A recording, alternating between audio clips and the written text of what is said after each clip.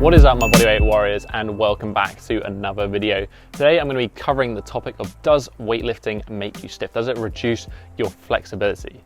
To answer the question quickly and simply, the answer is no.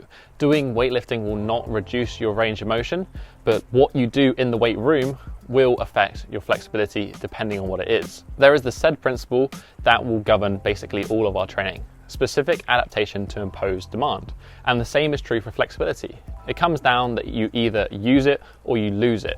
So say we're in the gym and we're going in there and we do some bench press, we do some bicep curls and some chest and other stuff.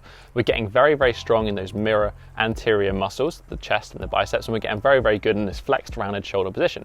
So our body gets very strong there, gets used to being in that position, so it changes and adapts to that.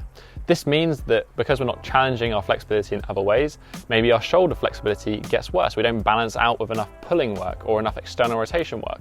This is going to affect our range of motion. It's not the weightlifting fault, it's the fact that we're not using the range of motion. I mean, we're not demanding it from our body to develop it. And the same is true for lower body as well. So if you want to be flexible and want to lift weights at the same time, it's not a problem. We just need to consider that in our training. So today I'm going to recommend to you 3 fantastic exercises that you can just incorporate and add into your training very, very quickly and simply, that is going to increase range of motion, but also work on increasing your strength, your muscle mass as well. So bang for your buck series of exercises. Exercise number 1 is the upper body, and the biggest issue we see with the upper body is the fact that most people can't lift their arms overhead. They suck with that range of motion overhead. So one fantastic exercise to improve this is going to be a dumbbell lat pullover. This one's performed very simply, just lying on a bench, holding a dumbbell and lowering it smoothly over your head, and then you'll get a stretch on the lats. You'll also be able to work the pecs, the lats and the serratus anterior as well. So you get to build some muscle mass, you get to develop your range of motion, and you also then end up with some better functioning shoulders and hopefully reduce your risk of injury.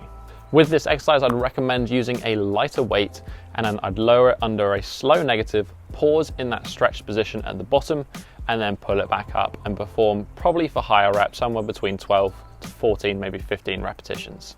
Exercise number 2, we're going to move on to the lower body, and this is probably my favorite out of all the exercises to perform, and that is the split squat. The split squat is fantastic and basically does everything lower body related. It's going to improve both your ankle and your hip flexibility in that front leg, and it's also going to help stretch out that back leg's hip flexor because we're making it into extension during the split squat.